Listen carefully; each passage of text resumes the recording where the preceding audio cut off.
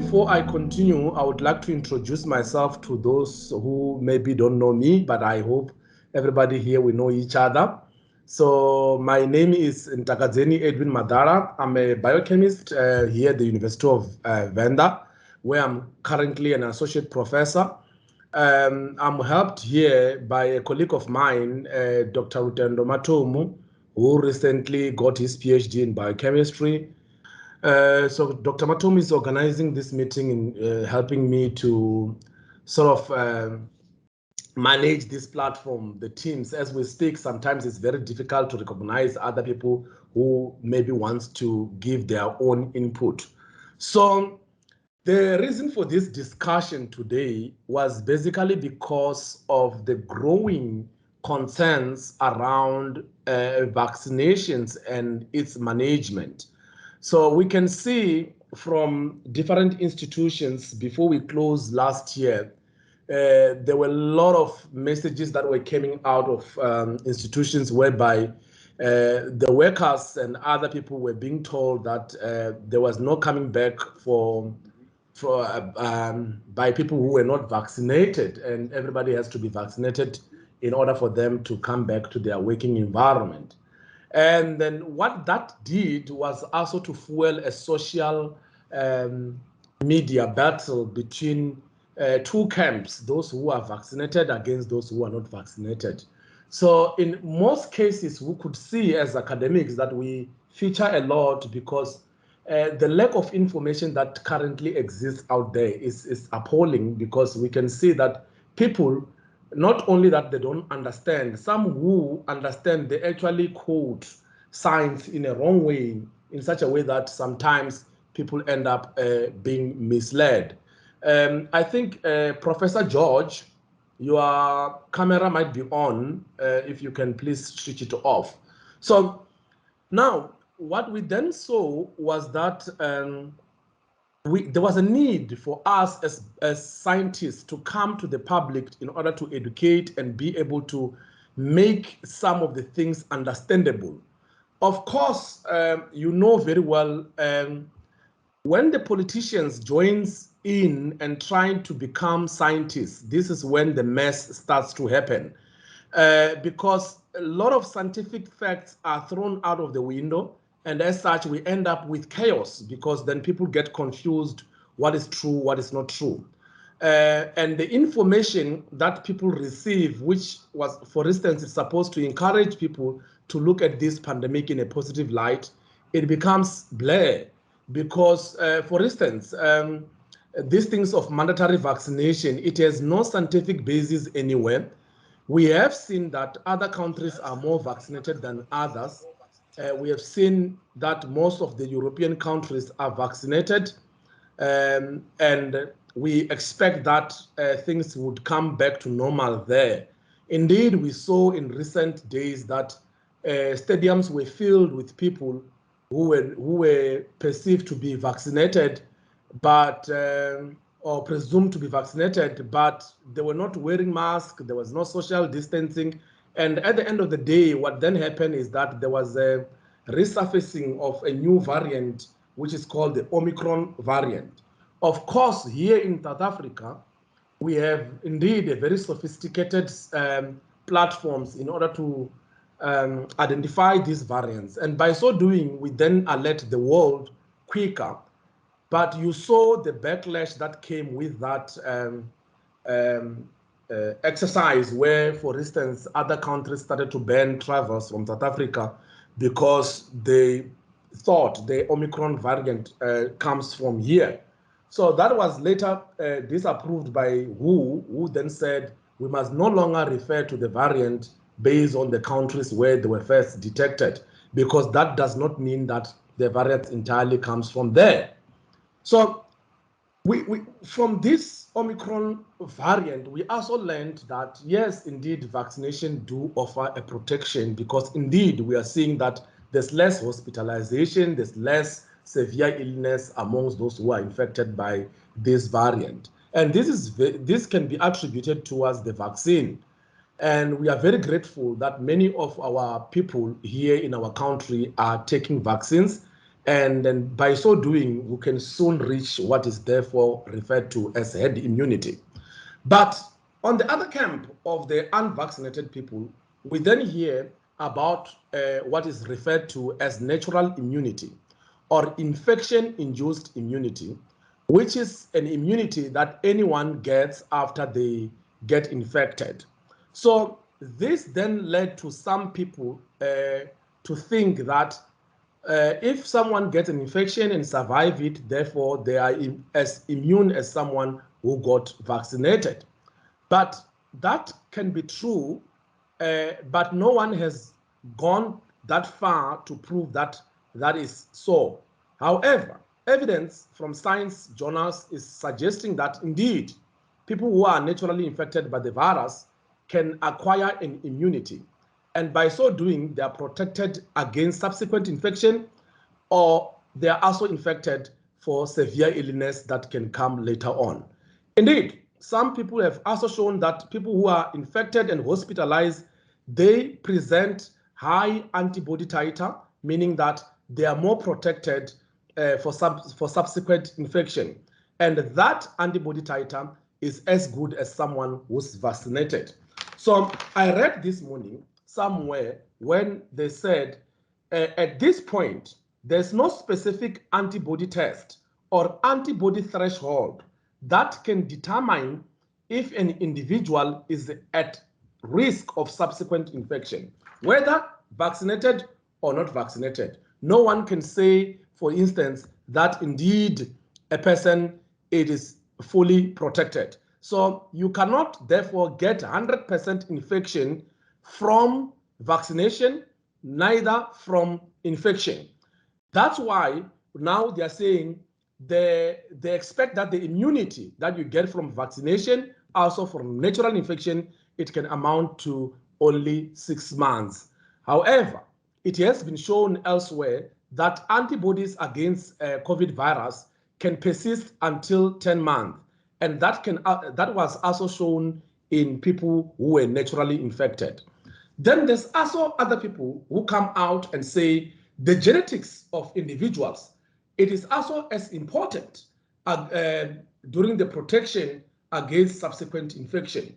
For instance, they say, even for those who are vaccinated, if your genome is not primed in such a way that is capable of producing B cells that are responsible for production of antibodies responsible for neutralizing this SARS-CoV-2 virus, you even if you receive your vaccination or infection, your body is unable to make such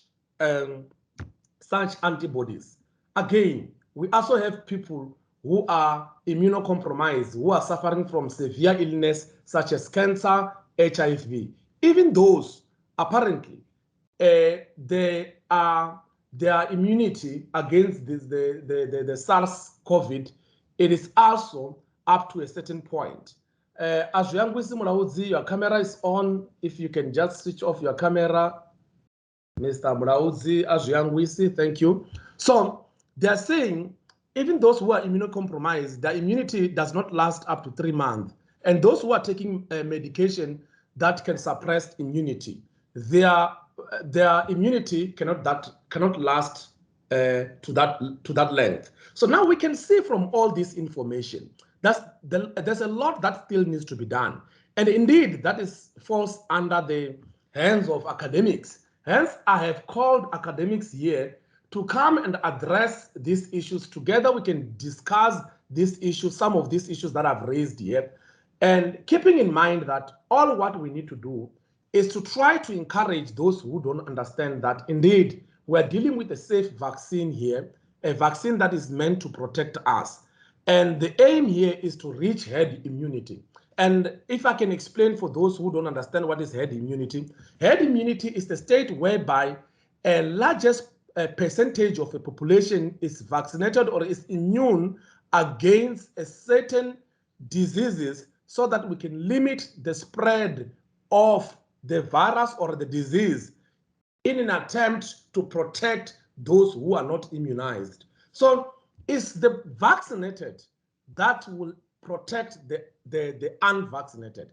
There are people who are not going to be vaccinated for reasons that I've mentioned here, those who are immunocompromised, even those who are vaccinated, but they are of advanced age, meaning above 65. Like I've said, their immunity does not last longer. That means the more we get young people, the more we get active people to be vaccinated, that means we can be able to protect everyone. So the politics now that comes with this vaccination, I've spoke about mandatory vaccination. We cannot find ourselves in a situation where someone just throws in a statement, which to them makes sense, and it does not have scientific backing. For instance, many universities have said people must not come back to the university premises if they're not vaccinated. But they do not tell the program. Say, for instance, we put a hypothetical world where everybody is vaccinated. We now know that even though people are vaccinated, the virus will still infect, the virus will still be transmitted between two people. That means even if we get people inside the university and we said, everybody who's vaccinated, come to the university.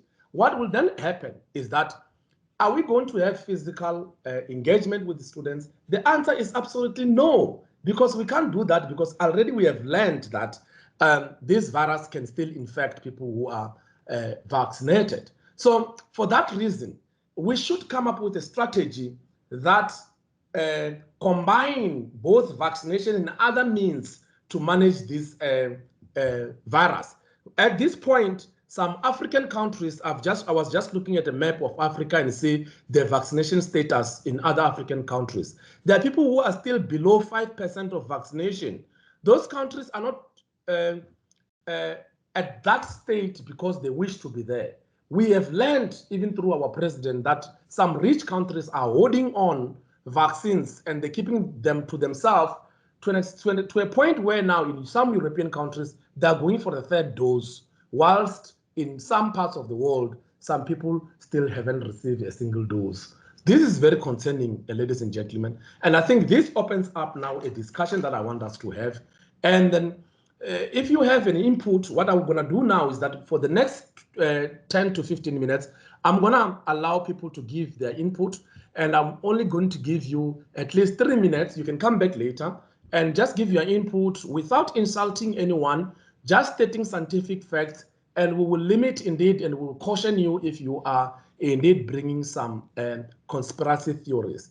But indeed, there's a chat box on the side where you can also deposit some of the information that you feel that will be necessary for the discussion. Then we can take it from there. So, Mr. Matomu, we are going to start calling upon people who are willing to give their input.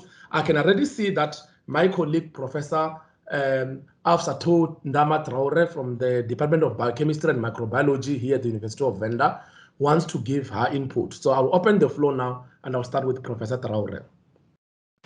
Oh, thank you, Professor. Thanks very much, Professor Madala. I just want to bring a rectification. The vaccination doesn't say that you're not going to catch COVID. The vaccination is to try and stop the severity of this disease. You will catch the disease, but it will not be severe as if you are not vaccinated. This is what I wanted to say. Thank you. Thank you, Prof. Professor Traore, if you are still there, also, can you maybe from your immunology background try to also explain the difference between vaccination-induced immunity and infection-induced immunity, and tell us what is the situation with other pathogens or related pathogen as we see in literature, please. Oh, okay, thanks. How do you call it?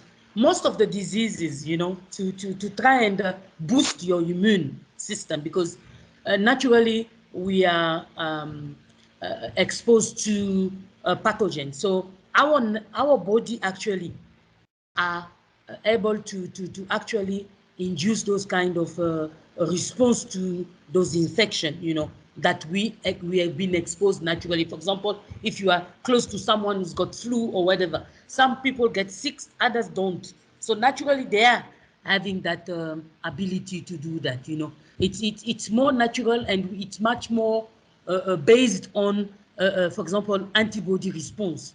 Now, if we look at now the vaccination is to boost your immune system, and actually also the vaccination is actually there to take care of all the variants of a particular pathogen that we don't know. You know, how severe is it? For example, the flu vaccine. We go for the flu vaccine every day, every year. Why? Because we don't know what strain we are going to be exposed to. So this is a kind of induced immune response, but it's much more to actually boost whatever immunity you have there. So some people think that the natural immunity is better than the passive one. The passive one is the induced, the one using the vaccine. But for me, if we don't know how those pathogens are behaving naturally, or the rate of the replication and the strength, the pathogenicity, so it's for me, it's logical. I go for vaccine. I prefer that, you know, to boost someone immune response.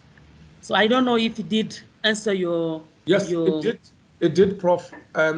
I will also just like to add on top of that, and before I add my sentiment, can we have you can show with a sign of a hand, then we can call you, and then you can give your own input or question if you have one. But I also want to say, I've also had people going against vaccination. Some people think that there's some entire motives that people have in order to infect them, or give them nanoparticles or some 5Gs and all those type of things. I want to also state that from the history of medicine, I've come to a conclusion that vaccination is actually based on African science, because we as Africans have been vaccinating people ever since time memorial. Because I'll give you an example. Here in Venda, for instance, when a child is born, the child is taken through a ceremonial practice which is called cleansing. In Venda, they call it utusa. So in that process, a child gets immunized against diseases that they suspect this person will encounter during their lifetime. But not only immunize them against diseases, but they immunize them against toxic animals such as snake bites, such as scorpions, scorpion bites, where, for instance, they know this type of animals, they produce toxins when they bite you. So what then they do is to inject you with a very diluted preparations from those animals, so that in the future, when a snake bites you, you are not going to suffer severely, even for scorpions. So you can then see that this has been happening all along. People have been receiving vaccines, even the Western medical vaccines, such as those that are against polio. People have been getting those. And it's only now that people are starting to be skeptical. And I think it's because of information that is being shared across different platforms. And I think that is what we need to manage here. So before I go back to Professor Traore, I must also say that one thing that stands out also is the fact that people who are against vaccines, who are saying it's better to, the natural or infection-based immunity is better. I mean, we know very well that this virus is very, very dangerous and severe. No one can just volunteer themselves to get an infection by a very fatal virus in order to gain immunity.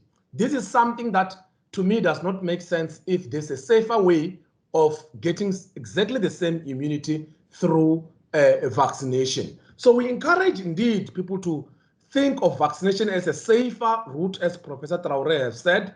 But indeed, there is more work that needs to be done. I'm going to talk about vaccine stability after an engagement with Professor Traore. Professor Traore, the floor is yours. Thank you, Prof. What you were talking about, we used to call it scarification, isn't it? Yes. Yes, it's an ancient practice, you know, especially in Africa. You go to the north of Africa, the West Africa, you will see people with scars. So it's what they get when they are born, and they're treating them, or they're preparing them, like you said, in Venda, they do that. In West Africa also, and Central Africa, they do that. They call it scarification. So they will put stuff on you, like poison of, how do you call it, stuff that they took from a scorpion, a snake, whatever, and they will put that on those people. And you will see those people will never get sick, or even if they are, they get a bite from a scorpion or a snake, they don't die. So Indeed. it's a natural one. Thanks. Thank you. Thank you, Professor. So now, before I go on, I see the Executive Dean of Faculty of Science, Engineering and Agriculture at University of Venda, Professor Ntebogang Mokgalaka. You want to say something? Yes, thank you, Professor Madala, and good afternoon to everybody. And thank you for this very, very interesting topic. You know, you and Prof. Traore mentioned something which is quite very important. And I think also the vaccine hesitancy, you know, when people, I remember on social media, I read posts by people saying, we want to know what is the makeup, what is the composition of the virus, I mean, of the vaccine, you know, and when, of course, there will be people who answer to them to say it has a small amount of the virus in it. And I think perhaps maybe, you know, we could also, or you know, the audience, you know, could also maybe benefit from, you know, you maybe just, you know, explaining the difference between the active virus and for a lack of a better word, because I'm not a vaccinologist, you know, the inactive or the deactivated virus that you get the small portions of in the vaccine. Because what I read from social media was like, people are quite concerned that why are they injecting us with a virus if they want to heal or if they want to protect us against the same virus. Thank you. Thank you, Professor Mokgalaka. Yes, indeed, that's a very good input, Prof. Because yes, the content of the vaccine is out there. There is, like we said, we as scientists, we are quick to interrogate such information when it comes to us. And indeed, what is inside that vaccination is something that is normal. The content is normal. So you have spoken about the ancient way of doing vaccination, which was through inactivation of an active virus, where, for instance, they can inactivate a virus so that it does not cause a disease, but it can still present some of its structural features that which, when perceived by a natural human body, that human body can mount an immune response against that inactive virus. But later on, they found that using an inactive virus is risky, because sometimes when it gets into a body, it can get reactivated through other means, and it can also do things that are unwanted. That's why now we are relying, or we are using, what is called the mRNA vaccine. What the mRNA vaccine are, they contain the blueprint of carrying the information, coding only for the portion of the virus that we need to induce immunity in a human body. In this case, our mRNA codes for a spike protein. When the mRNA gets inside the human body, it gets translated to a protein, and this protein is a spike protein. When our human body sees the spike protein, because it's something that they've never seen before, our human body then produces antibodies against the spike protein. So that when the real virus comes, because it also has a spike protein, when our body sees the spike protein, it will remember that I've seen this before, and use the information that it has stored in its T cells, what is called the T memory cells, Those T memory cells will then help the human body to mount a defense response against the virus now. And then we can eliminate the virus before it can cause severe illness. So indeed, people are concerned that why are we being given a virus that if we want to treat the virus? That's how vaccination works. That's what we were telling you now, that we inject you with a venom from a snake in order to protect you from a snake bite that can actually kill you in the future. We give you scorpion venom so that we can protect you against scorpion's bite in the future. Same thing with the virus. We inactivate the virus in order to protect you against these diseases. I remember when they did the first viruses, they used for chicken pox and smallpox, they used cowpox to immunize people in order to respond well against those viruses that causes those diseases. I mean, from the history, we also know that from the infection, such as infection from chicken pox and smallpox, once you get them once, it's very rare that they can come back later because your natural immunity can carry you to that far, so that when you get it, when someone, like Professor Traore has said, if you are sitting next to someone who has chicken pox, but you had it before, your body knows how to fight that new infection. So that's the basis of immunity. So again, people, the floor is open. And if you have a question, you can just raise up your hand, and then we can help you understand these things. If I don't have an answer, there's a lot of my colleagues here who wants to add something. Dr. Bingwa, you should have a question. Bradley Koza, I see you. You should have a question. So yeah, we want inputs. Yes, Dr. Bingwa, you can go on. All right, thank you very much, Professor Madala. Actually, I wanted to ask one question related to the mRNA vaccines.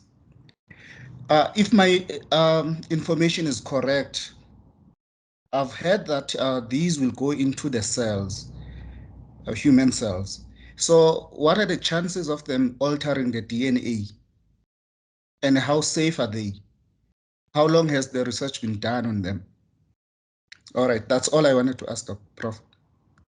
Thank you, Bingwa. You know, I'm so happy that you are bringing the issue of mRNA. When we were students, biochemistry students, we know very well the most unstable form of biomolecule is mRNA. It's actually very difficult to work with mRNA. They're very unstable. They're single-stranded RNA. Once they get into the body, much of it gets degraded immediately because it's very much unstable. But whichever ones that are successful, they enter the cytoplasm of the cell indeed, where they go to the ribosomes, and in the ribosomes, that's when they get translated to a protein. And thereafter, they are degraded. So there is no way that mRNA can go inside the cell and alter the DNA. It does not have such function. Remember, mRNA, once it gets into the cell, does not go to the nucleus where the DNA is. It stays in the cytoplasm, because in the cytoplasm, that's where you're going to see translation taking place. So the DNA is inside the nucleus. mRNA are only restricted into the cytoplasm. That's when they are processed further. So there's no such thing of a DNA modifying properties of RNA. So they're safe. They're very, very safe, very innovative. And also what is also interesting about mRNA vaccines is that they can easily be manipulated in the later stage. If there's new variants emerging, then they can alter them slightly so that they can fit to fight a next variant. Before I go to Katuchelo Mutivi, I'm also just going to explain where the variants originate from. The variants is simple to understand them, because when a virus enters a human body, it replicates. Through the process of replication, that's where some mutations or changes can take place, and a new variant then emerges.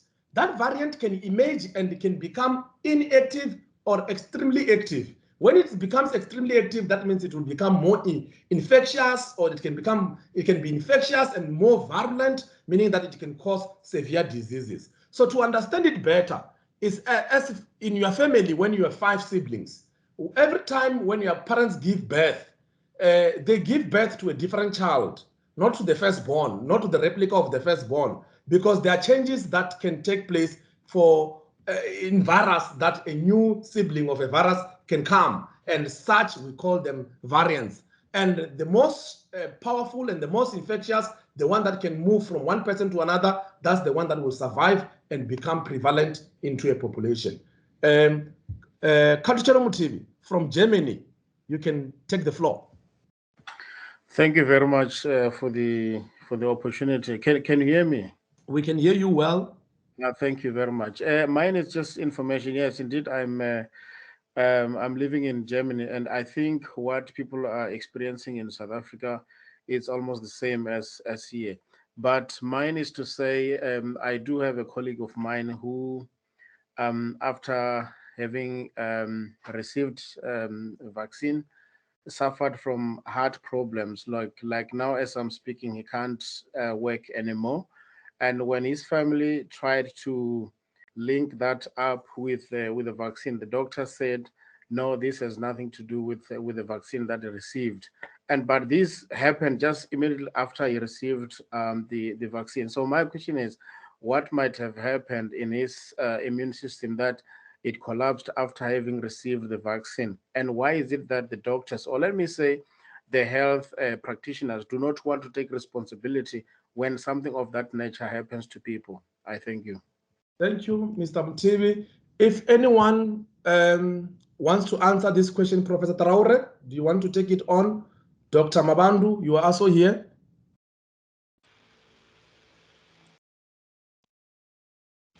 Can I just, I will take my own example, okay? How do you call it?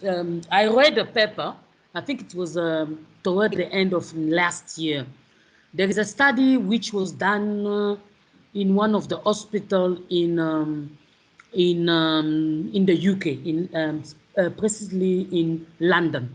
So what they find out, the doctors, the nurses, you know, from the ER, they found out that they noticed that if someone has inflammation, but it's an underlying condition, they don't know, the person doesn't know, and he has inflammation, and you take the vaccine, it will target those sites of where inflammation is. And it's what happened to me.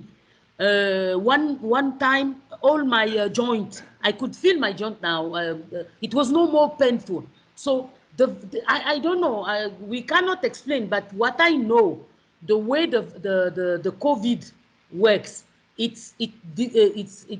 they regulate your immune system. Your cells, your lymphocytes, the level of your lymphocytes are high, and some of the cytokines, they call it cytokine storms. So because of that, it will have an effect on your metabolism, and also how your body will respond to that vaccine. So no, to the virus, sorry. So I think when they give you the shot, it goes and does mimic what actually the virus should do, but at a certain level. But for some of them, it's really severe because of the underlying condition, you see. So we have to look at the lymphocyte level and the cytokine. They might play a role on the heart going, how do you call it, weaker. So this is my take. Thank you, Professor Traore.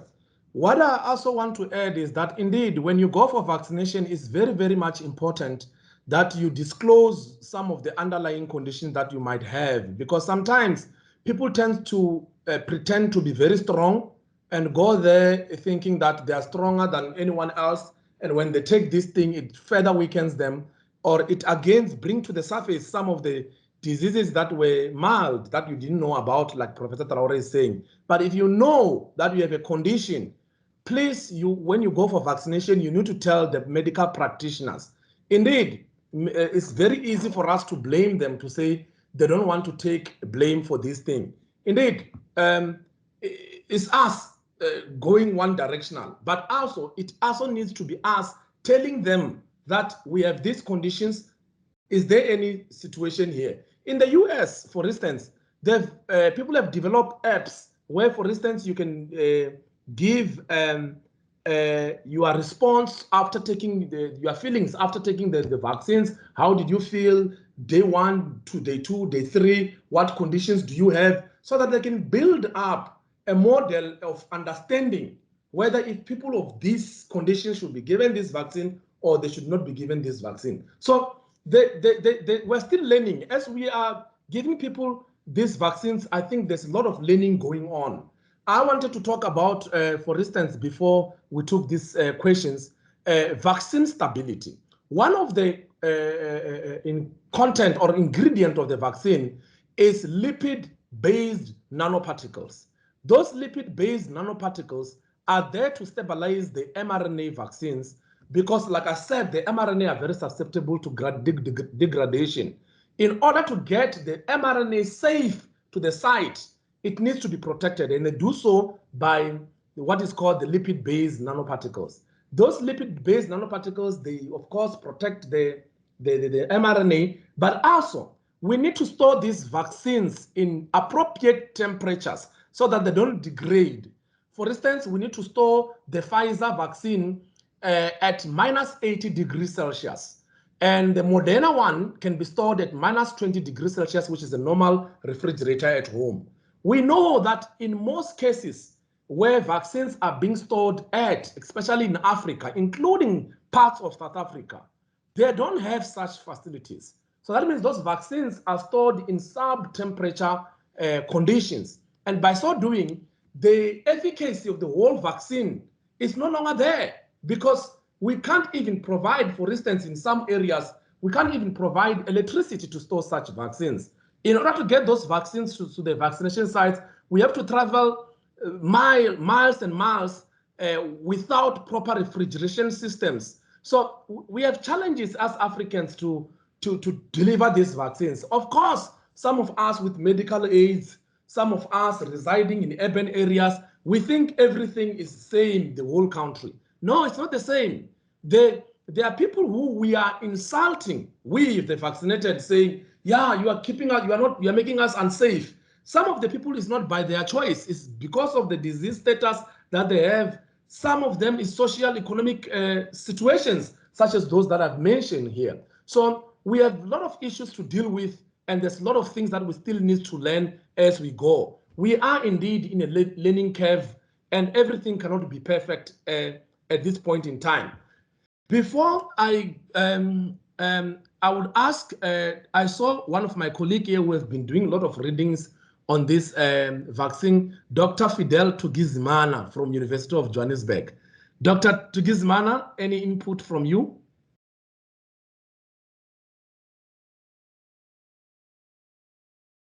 Yes, Professor Madala, can you hear me? Yes, the floor is yours. We can hear you very well. Yes, thank you so much. Thank you for this great platform to discuss and engage on the vaccine. Just one small input that to invite people to be aware of, there is quite a lot of work that is being done here in Africa. Recently, there was a conference on public health, an international conference that was organized by African CBC, AU, and there was quite a lot of presentations from South Africa scientists on the vaccine, on the study being done on the virus itself, especially from the team from VITS, where they look at the mutations. So there is quite a lot that is being done from scientific point of view. And one thing that also I can add on, as people from the academia and the intelligentsia, we should also acknowledge that we have little understanding of how our human body, our human system works. There are still quite a lot that we can even classify as dark matter that we do not understand. And it is really, I think, something special that the world, the scientists or all that are involved, managed to come up with the vaccine in a short time to try and save the situation. So there is quite a lot that is being done, and from scientific point of view, there's quite a lot, but from the managerial point of view, there is still quite gaps that can be really tapped into, but that's not our area for discussion, I guess, for now. So that's just one point to make. I will also continue to follow, and if I have another input, I will do so. Thank you. Thank you very much. And thank you very much, Dr. Tugizimana. From one UJ scholar to the other, I see there's a hand here.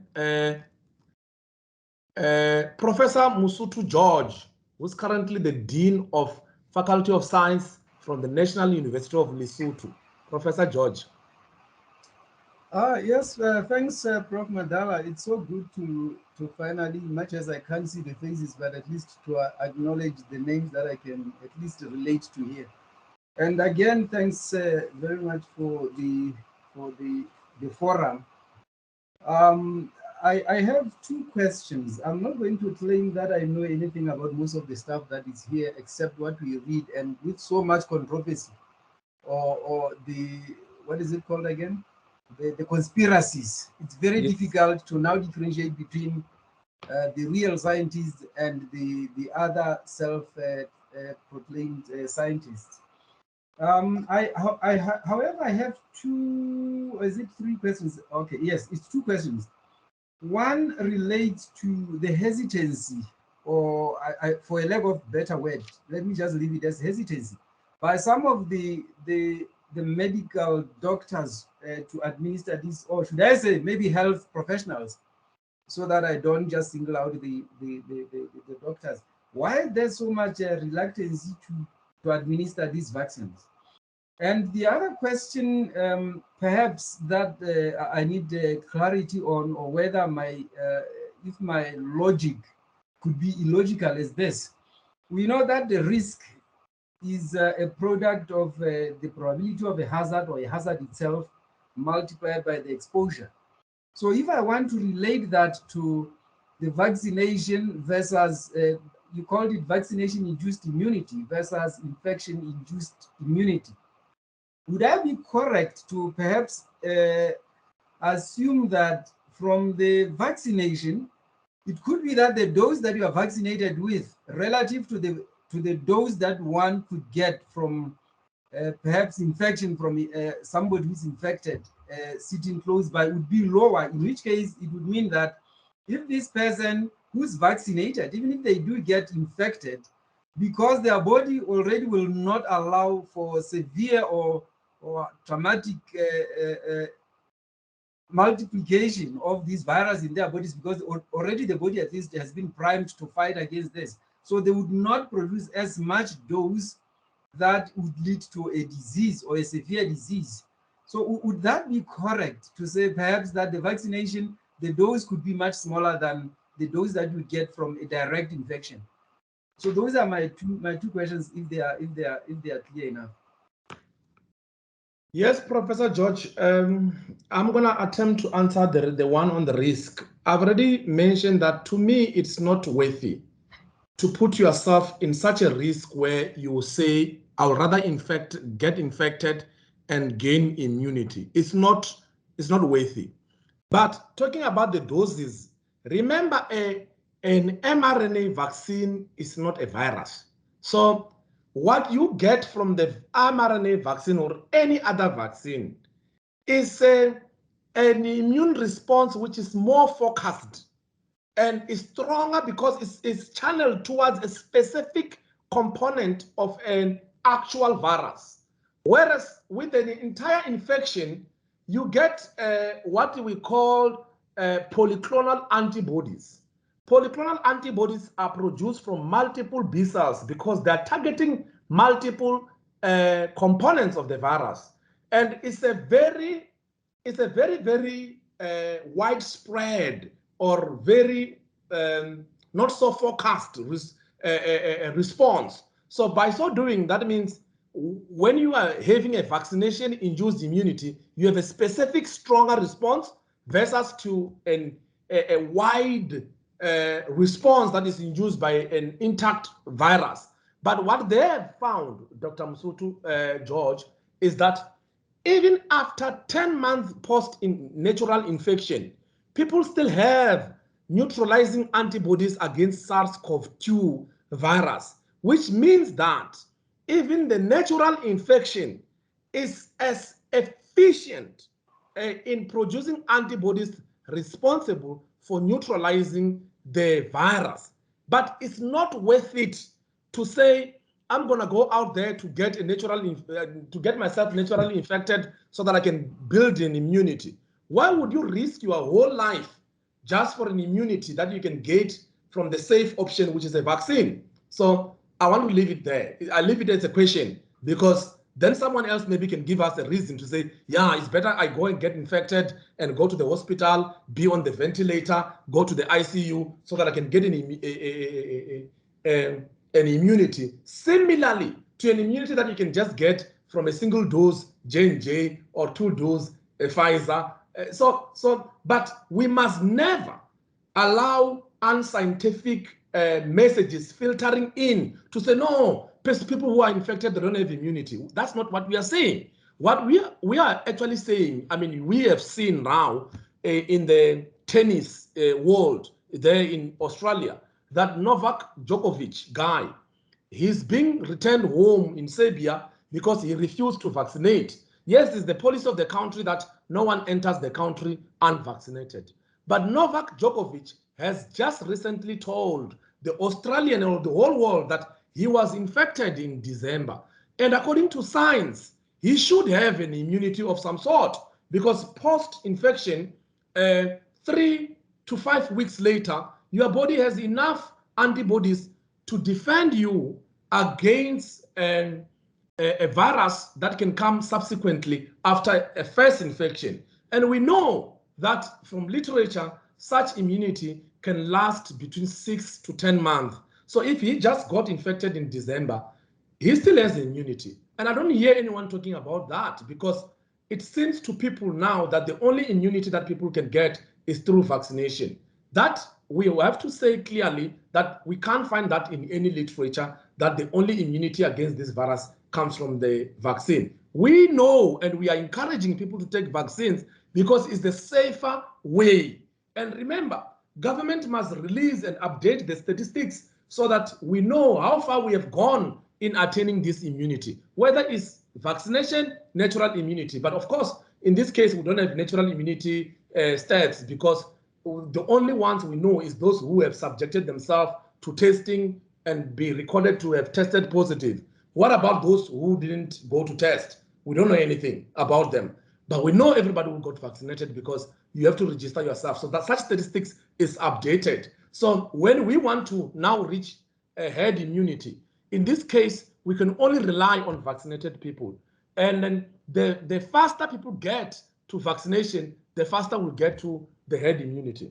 So the hesitancy of medical practitioners to administer vaccines, and I won't answer this one. Maybe I can get one of my colleagues here to maybe give their own input. I've seen that we have with amongst ourselves here, Dr. Lungile Sitole. Dr. Sitole, do you want to maybe take this one on, please?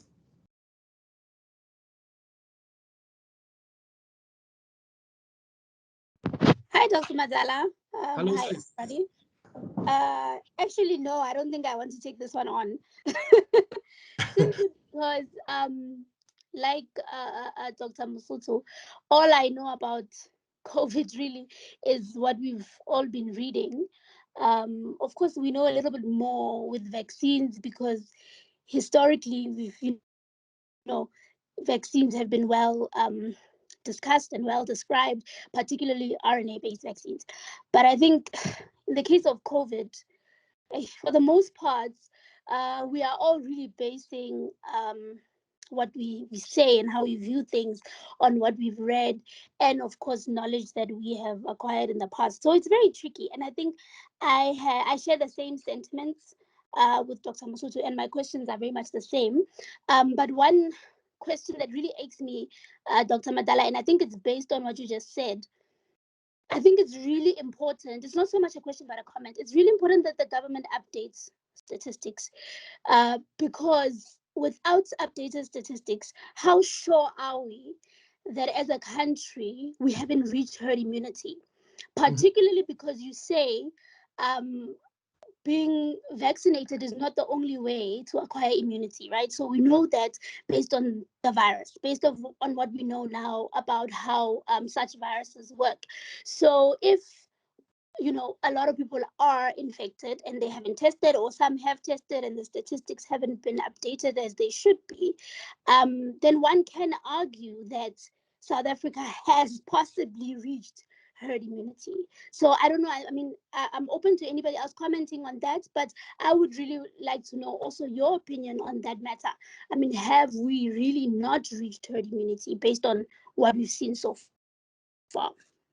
Okay. Thanks. Thank you, Dr. Stolle. Before I go to Dr. Chivase, let me maybe by show of hands,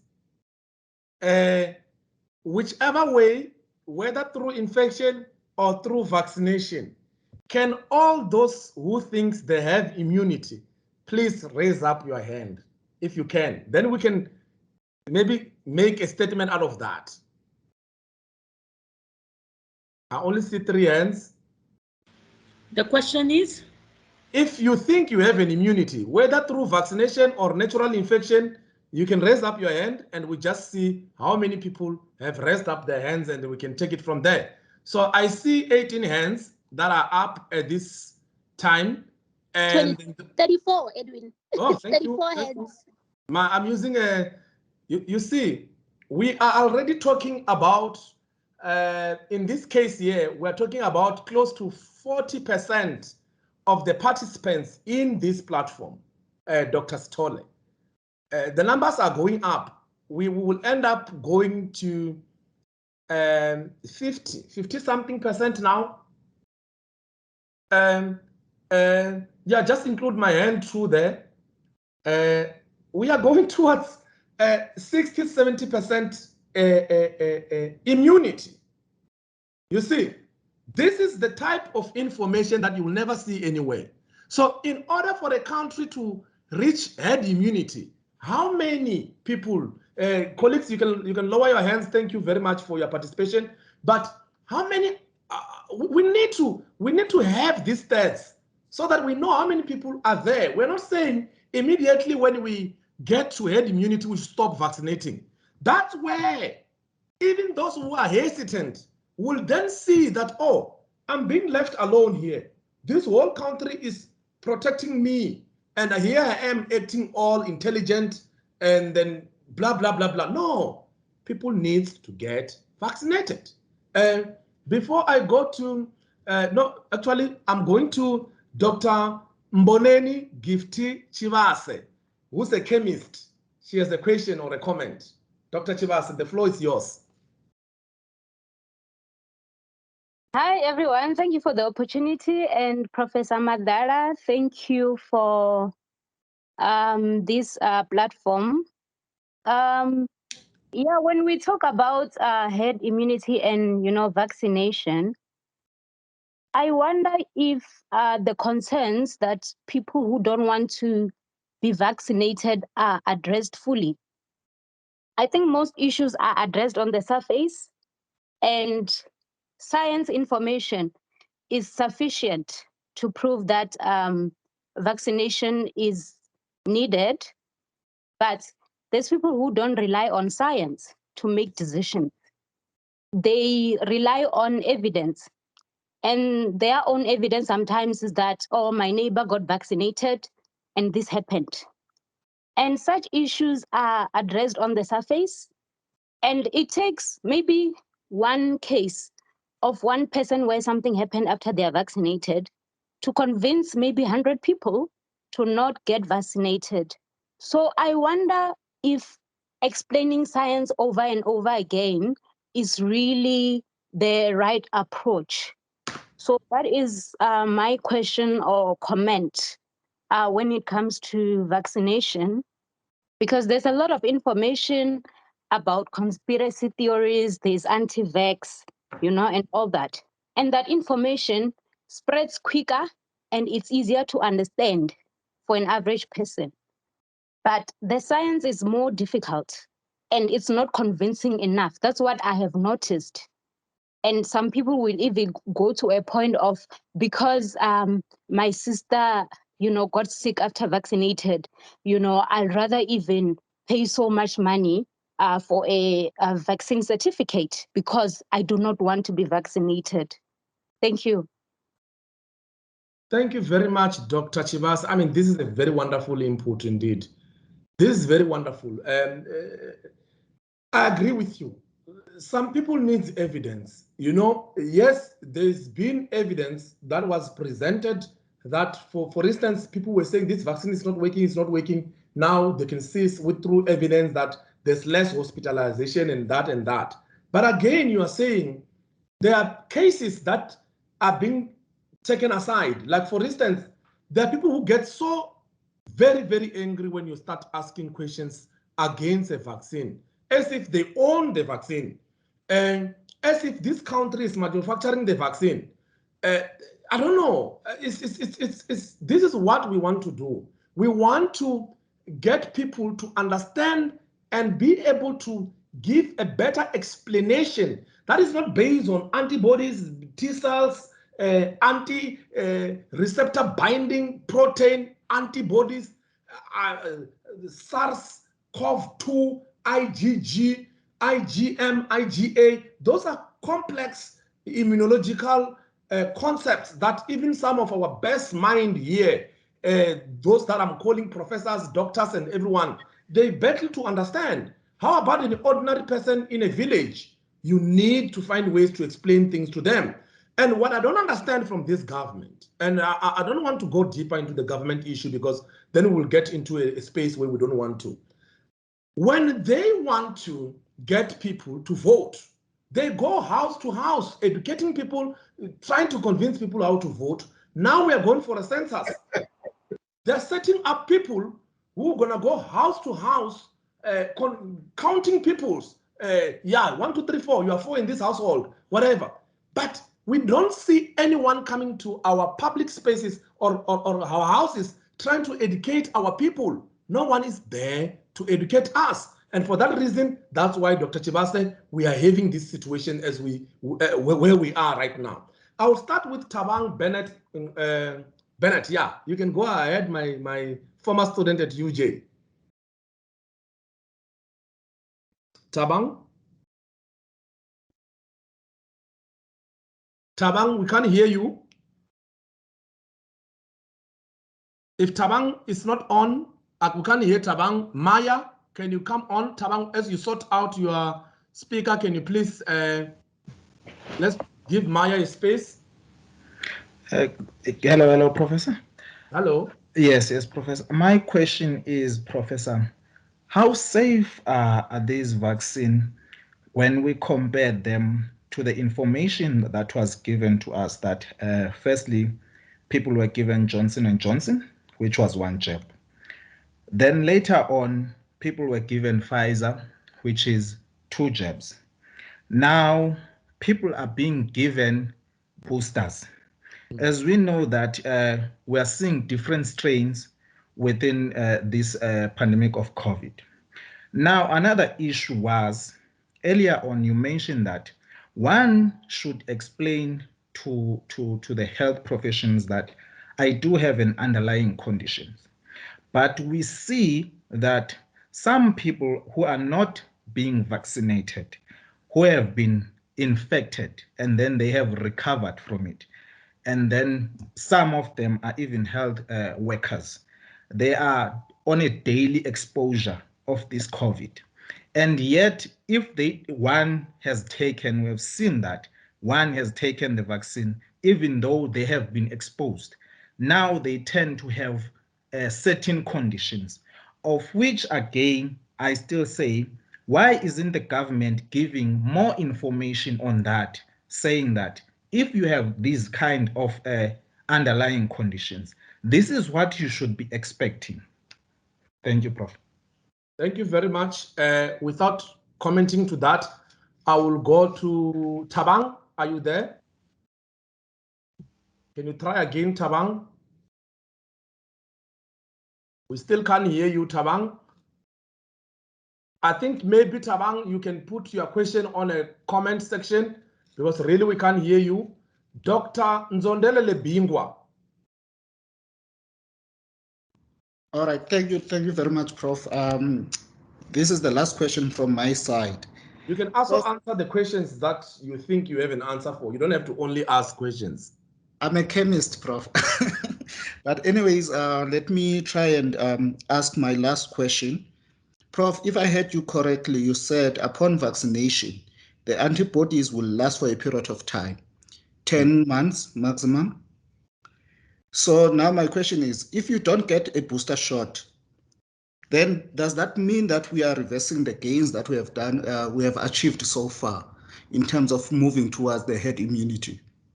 So in South Africa, do we have a system in place that is going to track the numbers? Because if I understood you, you can get vaccinated, but after a period of time, you won't have the antibodies to fight the virus anymore. Thank you, Prof. Mr. Mutivi?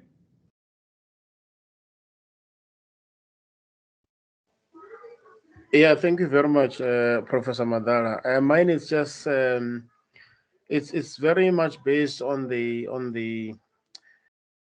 society, so to say, because I think this whole thing of vaccination and not being vaccinated, it is causing a lot of problems in the society, whereby here where I live in Germany, I know so many people who have divorced. Like you find that the husband is against vaccine, and the wife is pro-vaccine, and at the end of the day, people divorce. And we have seen a lot of problems between vaccinated people and non-vaccinated. I mean, I'm referring to Germany, and I think this is something that needs to be looked at by the government, so that at the end of the day, we don't have people eating each other because of this whole thing.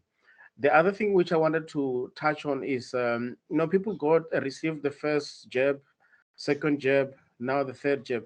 How many jabs are people going to get? Because it seems like every now and then people will be getting more and more and more and more jabs. I remember when I was traveling back to Germany, when I was in France, I was on the line, we were boarding, and then one woman was taking out her a vaccine card, and then she was told that we are not interested in this. We are only interested in the PCR test to show that you got tested and stuff. So she was very angry to say she feel played. Why was she convinced? Why was she encouraged to take a vaccine, whereas she's not going to be using it anyway? There are people who are getting vaccinated simply because they want to buy back their freedom. And once they don't get that freedom back, it becomes a problem in the society. Maybe we should look at it on a societal point of view to say we must not ignore this. I know science is very important, but we should also look at the societal point of view of things. Thank you very much. This is a very good input. Maybe before I go to Justice, I just want to comment quickly about the 10-month issue. So Dr. Bingwa and Maya, you spoke about that, I think. How long does it take to have an immunity? They said immediately when you get vaccinated or you're infected, 3 to 5 weeks later, you have your antibody titers very high. That can be there until between 6 months to 10 months. But to boost your immune system so that the antibody titer is always high, they have to give you booster shots. Hence, people are getting 2, 3 booster shots in order to keep you up there. But of course, then Mr. Mutivi asked questions. How many booster shots are we going to get? That is the question that no one can answer here. No scientist can answer. So I think then the problem will become one day, for instance, we get flu every year. there were flu vaccines that people have to take every year.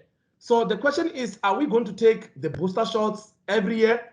If that is going to be the case, then let it be, because we have no any other means.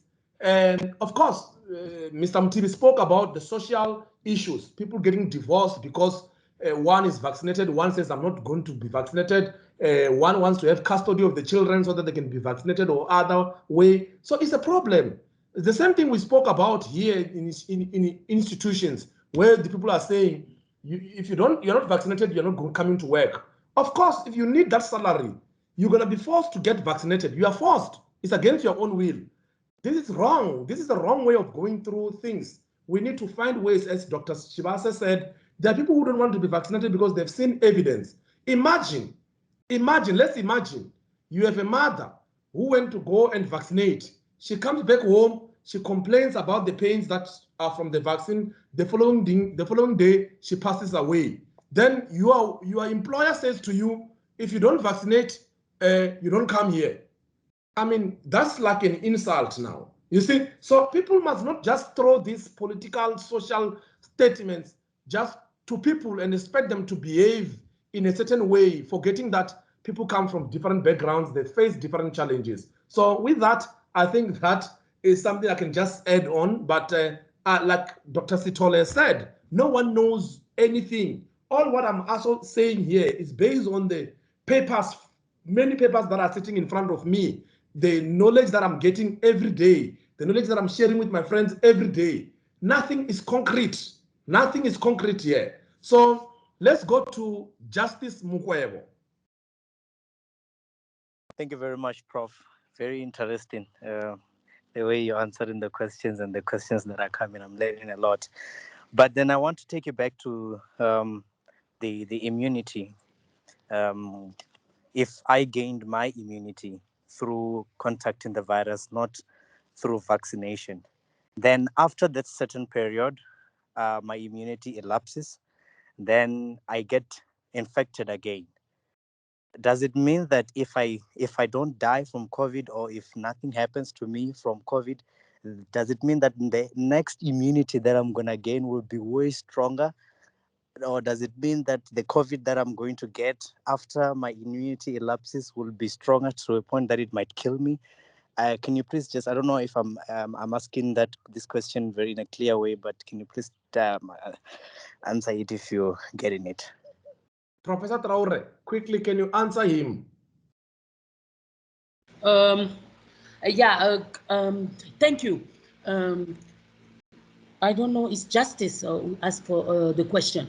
How do you call it? When you have the virus, you contacted the first time, and you have what we call the memory cells, the T lymphocyte. They will have the memory there. It's there, and it's the memory for the antibodies and memory also for the cells. They are at, I think it's 1% of, not even 1%, it's 0.2% somewhere there. They are there. So when your body encounter the virus again, the same virus, it will not take long to mount a response to that same virus. It will be quick, you see, and the severity of the disease, I think, will not be that greater than the first time, you see. It's because your body already have recognized that virus and it doesn't need to say, let's use different mechanism to try and destroy the virus. You know, it does already know. It's like a blueprint. It's already there. So it does. What is needed is only to activate that pathway to deal with the virus. So I hope I answer your question. Thank you, Professor Traore. Justice is answered indeed. Can we go to Peace in Tumure? Good evening, everyone. Hello. Yes, I hope everybody can you hear me all? Yes, there's an echo a little bit, but you can hear you. Oh, okay. I just have like a question, it's a mini question. So with Pfizer, they said that you get a full you get full immunity after getting the second dose. And then you have this group of people that got the first dose, and then due to the side effects that they received, then they decided that they want to take the second dose.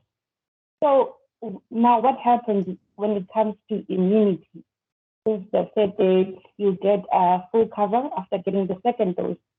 Or does that mean that the first dose, it won't protect you, or it won't it won't give much effect to your T memory cell? How does this thing work? Okay. Peace, thank you very much for the question. The issue here is something called antibody threshold. So when you get an infection, your body will respond, produces antibodies. So the amount of antibodies that are produced by your body, we call them, they reach what is called the antibody threshold. This is the amount of antibody that is inside your body. So because I've mentioned there's no test to say that for you who has so much antibody levels, you'll have a protection. We don't know yet whether if indeed from single dose you'll have a proper immunity. So what they've found is that for Pfizer vaccine, you need at least 2 vaccines, or sorry, doses, in order to get to what is called the threshold.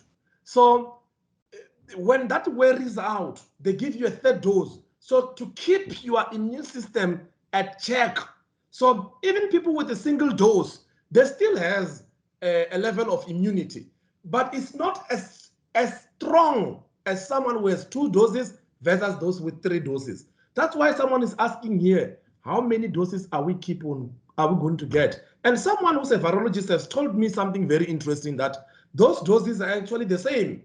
So 1st dose, 2nd dose, you are getting the same vaccine. It's not like they're giving you a different one. They're giving you the same one, but of course, when your body sees an antigen, it starts mounting the response, of course, increasing the antibody levels, which we call the antibody titer. So yeah, so I think I've answered you. Now I have a very special guest of a brother of mine, Professor Ezekiel Green. Professor Ezekiel Green is from UJ, Department of Biotechnology and Food Technology. Professor Green, he was formerly here at University of Venda. We're still going to recruit him back here at University of Venda. He works on Mycobacterium tuberculosis, another respiratory disease. Professor Green, the floor is yours. Thank you, Prof. Madala. I just want to assist in answering those 2 questions that deals with the second infection. Yes, thank you. The issue here is what you were talking about, the antibody titer as well as the threshold. But let me put it in a simpler way that Professor Traore tried to explain, but she explained it in an immunological way. You see, when we were growing up, we were told about the soldiers of the body, which are the antibodies.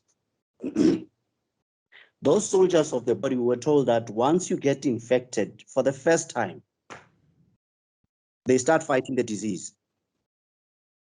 And then they retain the memory of that disease. Remember, that disease is caused by a certain type of the strain of the virus. Just like flu. Don't you guys get surprised? You get flu no matter you got infected last year or you got vaccinated against flu this year, you're still going to get flu. Because of the strains, there are different strains that infect you. In fact, all the time when you get a strain of flu, you're going to be vaccinated against last year's strain of flu. Why is that? Because the new strain is not known yet. You understand? So this is the reason why a lot of people get infected with COVID. Because of a new strain, you might have 2 or 3 strains that have infected you. And in that case, if that happens, your immune system definitely is going to mount a response, even though the response will not be strong for the new strain, but next time when it encounters it, it's going to be stronger. So the issue of the immunity of the second infection, it has to deal with the antibody titer as well as the threshold itself. So I believe Professor Madala told you that he believes that, you know, we are going to live with this this disease. I also believe so, because it's behaving like flu. In December, I was having this Omicron, this new one, the strain Omicron. But because I was vaccinated, it was just like a flu to me, even though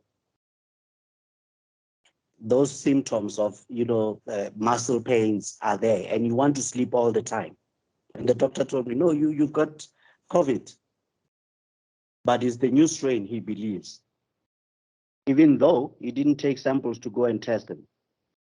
But let us not forget that whatever the politicians tell us, they don't know anything about it. We as scientists are the ones who are supposed to take out information and inform people out there. A lot of people are dying because they don't have any knowledge. They are told one thing, like one of the speakers here spoke about, you know, a neighbor who got infected and then, sorry, not infected, vaccinated, and then the following day they pass on. Remember, guys, this is a new disease. We know nothing about it, and it's still developing. Thank you very much, Prof. Madara. Thank you, Professor Green. I'm really thankful for your input, really. There was a hand that just ran away now. Please come back. Professor Musutu George, we are nearing the end of our session, so please. Yeah, thanks very much indeed. I appreciate the responses and the contributions that came after my first question. I just wanted to perhaps follow up on the question by, I think it was Justice Mukwebo. Actually, it's not a question per se, but it's just to try and so, Doctor, sorry, I'm hearing myself. No, you can talk. I've muted him. Okay, all right, yes. No, I was saying that I'm going to talk about 3 different cases that support that indeed our bodies do mount a response which will establish some kind of a memory. I'll talk about, for example, you have people that when they got the first shot of this Pfizer, they got almost not severe, but they did get some side effects. But when they went for the second shot, there was almost nothing. We have cases of our Prime Minister. I think it's been on media, so I can talk about it. He did get the vaccinations. I think it was the first Pfizer. He got the 2 shots, and subsequent to that, he has had 2 infections. He has been infected twice, but in all those cases, it was almost nothing. Yeah, Dr. George, I hear you. I hear you. So similarly to our own president here in the country, I think, Dr. Green, you have your camera on. Professor Green, I think your camera is on, please. So can I make the last point, Dr. Madala? Can I make the last point? Please go ahead. It's a friend that spent 3 months in hospital on oxygen.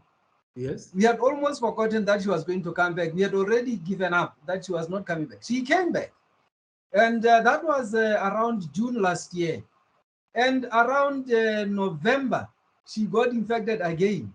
But that second time, it was just like a flu. She just slept for 3-4 days and she was back up again. So that does show that indeed the question of the threshold and all those things that Professor Madala was talking about could actually be scientifically true.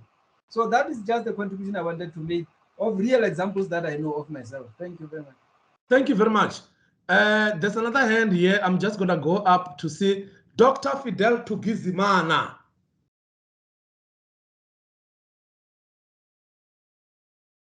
Dr. Tugizimana, take it on. Take it on. We don't have time anymore. Okay. Can you hear me?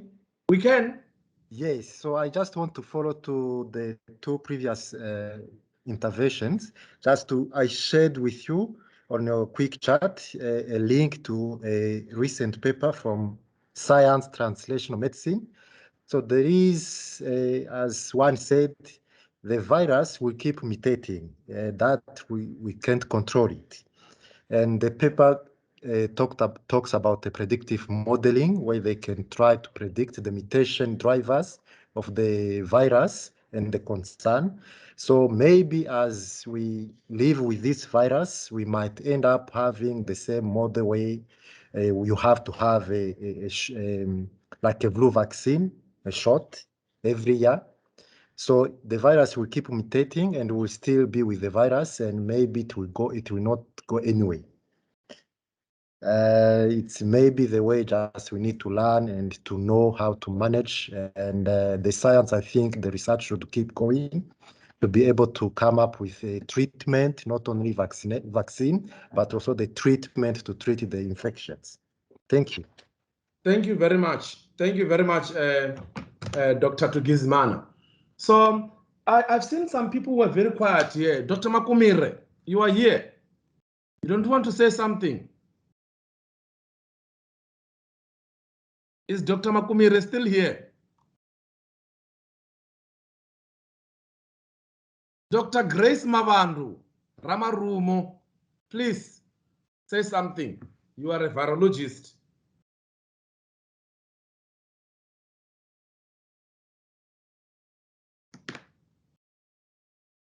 They can't hear me. Someone wants to talk? You can talk. Chris Lishiva. You don't have anything to say. Bennett Dincy. Edith Monye. I can call up the names. Please, you are free to. Yes, Professor Green, you can take the floor.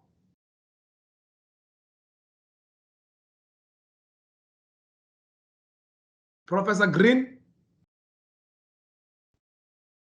I think you are muted. Yes, you can talk. All right, I'm muted. Thank you very much. You will chase people away by calling their names now.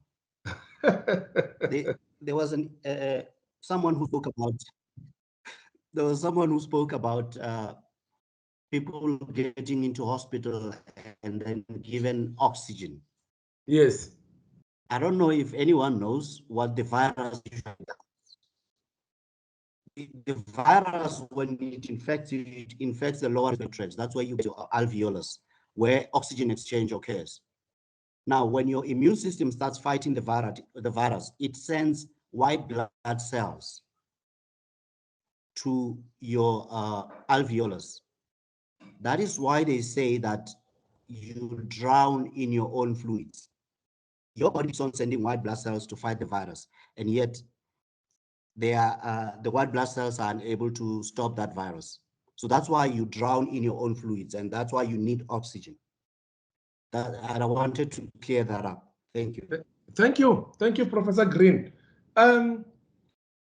If we don't have any other question, I would like to take this opportunity to thank everybody who's here. This is a very difficult topic to engage on because of censorship that currently takes place, where we are not allowed to talk about these things. But we try by all means as academics that we must be on the forefront of teaching people the truth. And this reminds me of a biblical scripture, which is on the 1 Corinthians chapter 15, verse 11, which reads the following in Venda, which says, "Vangavala kana nne rinifunza neyo urinitende yaneyo." So with that verse, ladies and gentlemen, I close this meeting and thank you very much for coming along. Thank you.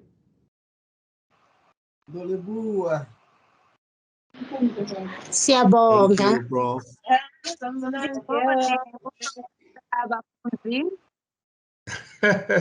Recording which verse? Vafunzi vomadala vanhu. Ndanda indonzima what George.